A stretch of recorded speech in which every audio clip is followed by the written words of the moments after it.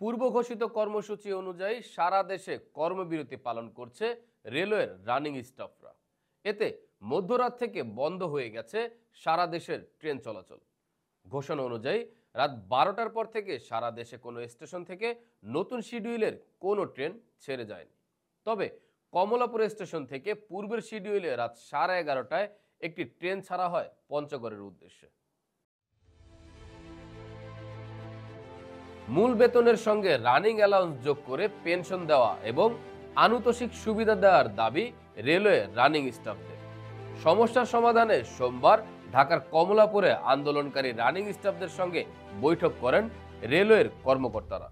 তবে বৈঠকে কোনো সমাধান না হওয়ায় কর্মবিরতি চালিয়ে যাওয়ার ঘোষণা দেন বাংলাদেশ রেলওয়ে রানিং স্টাফ ও শ্রমিক কর্মচারী ইউনিয়ন। একটা মোবাইল কোম্পানির স্পন্সরে আমরা কক্সবাজার গিয়েছিলাম 55 জন। আমাদের তো 19 তারিখ টিকিট কাটা ছিল। আমরা আজকে আমরা যাব সকাল ট্রেনে, আমরা ব্রাউনবাড়িয়া যাব। কিন্তু আইসা তো দেখি আমরা যখন টিকিট কাটি তখন তো এরা বলে নাই যে এরকম অবরোধ বন্ধ হয়ে যাবে। এখন আইসা দেখি আমরা এখন বন্ধ। এখন আমরা তো বিকল্প রাস্তায় বাসে যাব, কিন্তু বাসেরও ভাড়া দ্বিগুণ, না তারপর অনেকে আছে বাসে যাতায়াত করতে পারতেছে না, বাস পাওয়া যাচ্ছে না।